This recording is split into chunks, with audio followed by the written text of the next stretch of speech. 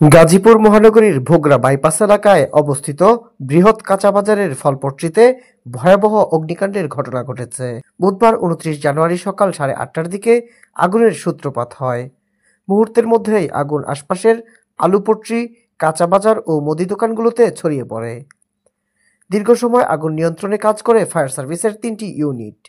গাজীপুর চৌরাস্তা modern fire সার্ভিসের duty officer সজীব আহমেদ জানান, সকাল 8:30টায় আমরা আগুন লাগার খবর পাই। দ্রুত ঘটনাস্থলে পৌঁছে আগুন নিয়ন্ত্রণে কাজ শুরু করি।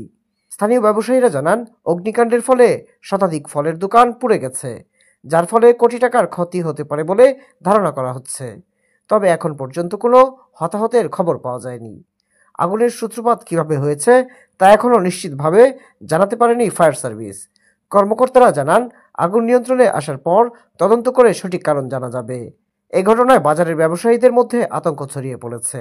অগ্নিকাণ্ডে ক্ষয়ক্ষতির পরিমাণ নিরূপণ শেষে জানানো হবে। এদিকে অগ্নিকাণ্ডের খবর পেয়ে বাসন থানা বিএনপি নেতৃবৃন্দরা ঘটনাস্থল পরিদর্শন করেছেন।